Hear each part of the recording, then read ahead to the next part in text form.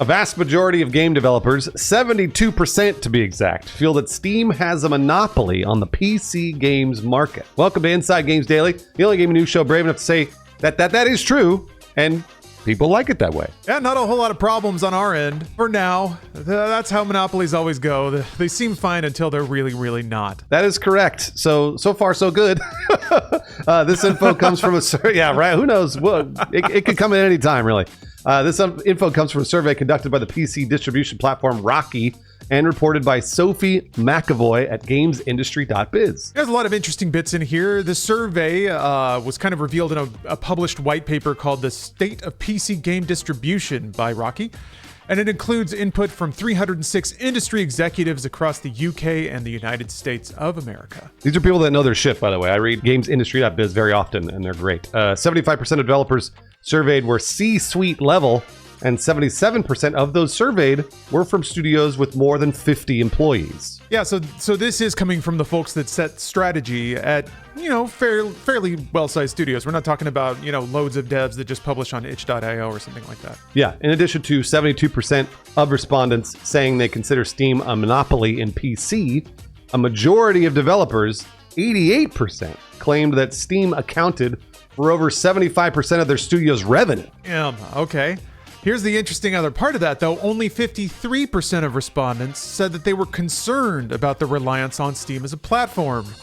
And that's an awfully big trust window, especially when you're dealing with another private company. Yeah, seriously. While it seems a lot of players are perfectly happy sticking with Steam, Rocky's report points out some potential drawbacks. Yeah, and this is Rocky talking to PC developers, not necessarily to consumers. But I think consumers are still implicated in a lot of this stuff. First of all, like we said, Steam is owned by a private company, which so far so good. I think we've all seen the fallout from publicly owned companies where it's more of a stockholder situation than a customer situation. But that means Steam really doesn't answer to anyone. Yeah, which is generally pretty good sometimes. Not always, but sometimes. Sudden changes in policy, revenue share, or store visibility could instantly change a successful company to a failed one. And this happens quick. It's like one of those things where all of a sudden Steam is doing things you don't like and you're like, no, stop, and they won't stop. I mean, and with no explanation too, with no warning, no explanation, and sheesh. I feel like we experienced that on YouTube. They rug pull us with the way that this system operates, and yeah, it kind of rattles the whole company and then everything we got going on. This report also points out that Steam's dominance means that marketing efforts would then naturally focus on that platform to the detriment of building up secondary revenue streams, which again is something that I think we feel even in media. Every platform wants you to hyper invest in that one platform to get a return, which means you have to promote them then. You're under their thumb, as opposed to having a lot of things going on with a lot of different platforms which give you more mobility and more safety. Hey, Lawrence, you ever heard the phrase, don't put all your eggs in one basket? That's what they meant. That's what they meant. Don't put all your games in one library. Yeah, I mean, so far so good again. Despite these concerns, Steam's monopoly didn't seem to rank highly in developers' lists of concerns. So there you go. Yeah, I loved this part of they basically ranked their concerns about the industry at large, and Steam was on there, but it was down in the 20% territory. Topping that list was competition from bigger and better free-to-play games. Oh, interesting. The study points to Dota 2, Destiny 2, Warframe, Apex Legends, and Team Fortress 2 as black hole games that have been developed for years from developers with deep pockets and stand to absorb all of a player's gaming hours. Games like this didn't necessarily exist before, I want to say, the mid-2010s. Now we have these mega games that can just be the one game you play forever. Next, and this is really interesting, next in the list of people's concerns, the rise of subscription models like Xbox's Game Pass or even Nvidia's GeForce Now. And then third, and I'm surprised it was third, I would have thought it would have been topping the list, is just the general state of competition from overproduction of video games. Saturated gaming market, basically. Meanwhile, Steam's doing better than ever. Rocky estimated the service earned $10.8 billion in revenue in 2024. Yeah, and this is exciting, but also there's one hair that stands up in the back of my neck. The service hit a new record in concurrent users a few weeks ago, peaking at 41.6 million.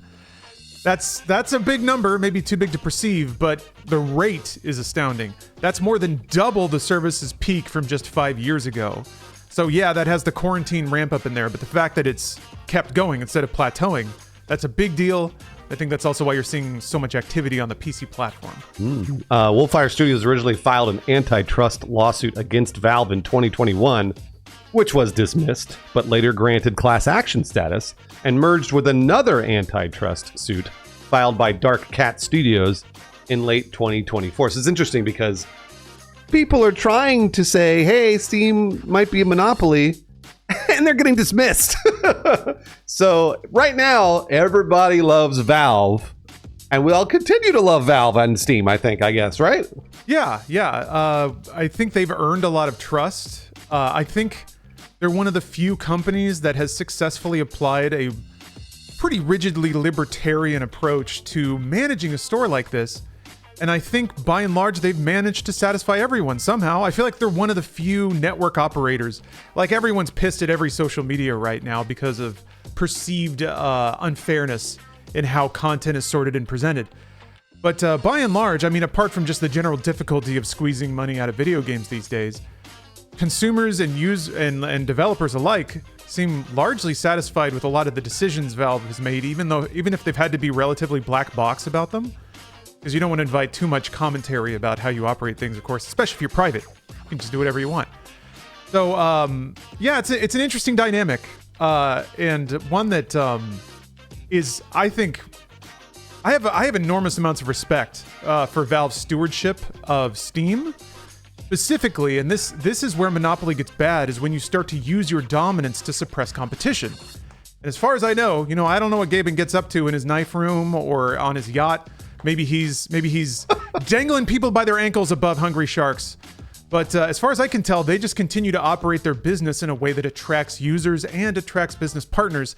And they keep winning because of it, which is it's the free market in its best possible circumstance. And it's not really a monopoly because they have had competition. It's just they've beaten out their competition.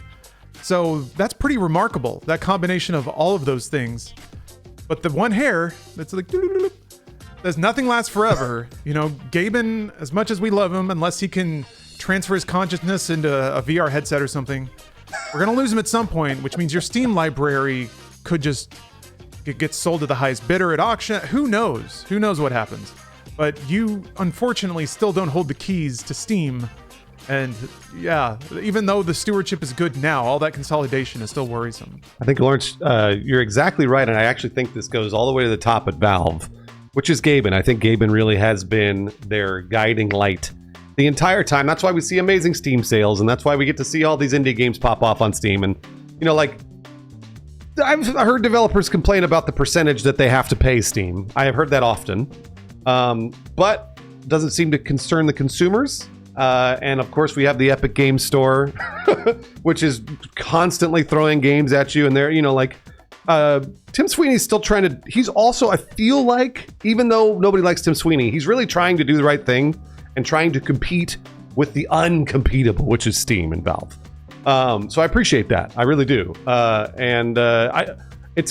I'm worried for when Gaben retires or dies. When he goes away, I don't know what will happen after that. And there's only a few companies I can sort of liken Valve and Steam to. One of them is In-N-Out. In-N-Out is a fast food company here on the West Coast, but also it's sort of branched out and gone further down into the Midwest here in the United States. It's a privately owned company, and every time I go to In-N-Out, the prices are so much cheaper than anywhere else by a long shot. And it's one of those things. Every time I go there, I'm always like, inflation's fake. All these other companies are absolutely charging me way too much, and In-N-Out is not. And obviously, In-N-Out has their problems, but generally speaking, their food is good and it's cheap.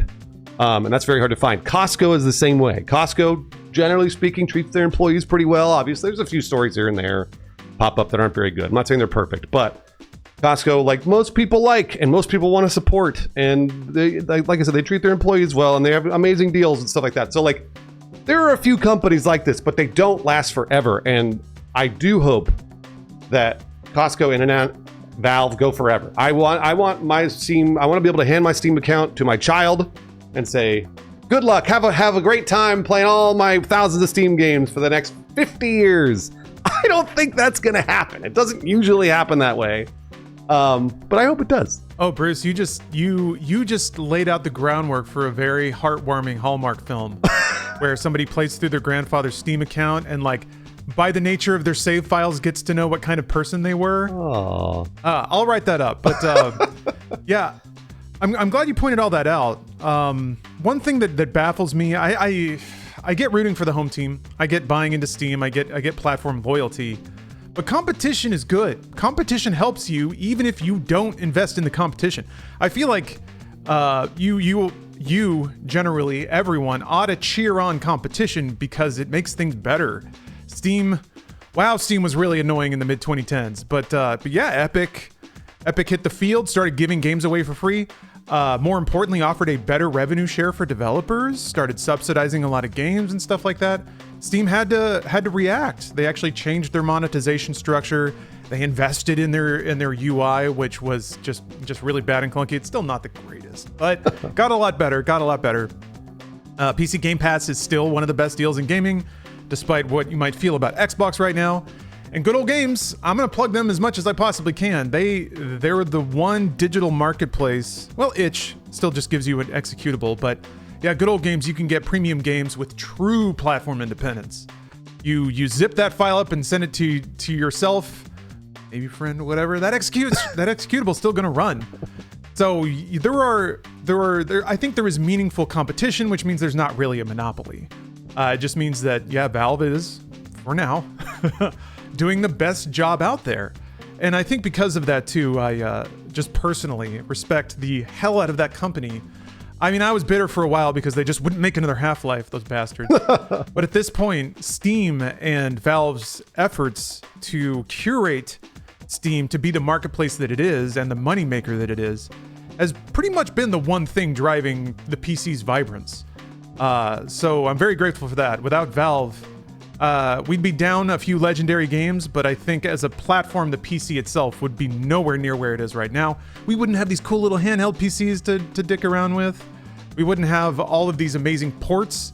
Probably still just be PlayStation 5, and that's it. Yeah, you're right. And to get really meta with all of this whole thing, Lawrence and I were talking about before the episode, whenever we talk about Valve and we report on things like Valve's, gambling mechanics and like how the Counter-Strike market crashed and stuff like that because Valve changed stuff. There's some bad stuff going on Valve or in Valve and on Steam. And again, like they sort of say like a hands-off approach and whatever happens. But just be wary. Just be wary. Again, you're buying all these games digitally and they're only on Steam. So if Steam goes down, or who knows what happens, all the power's cut to Seattle, then we won't have our games for a while. So be aware, and we don't want to talk about negativity with Valve because it is one of the companies that we actually can be like, it's all right, Gaben bought an entire yacht company. He gave me this game for $1.50. So it's like, be aware, and it could get shitified very, very quick. But for now, I think as long as Gaben is there, I think we're good. Yeah, I agree. I can't imagine. Well, I can because I've talked to some of them, but it would take a pretty legendary business just dickwad to come into Valve and think they can change things for the better based on the company's results and how it operates. So I think even business immunizes them a little bit.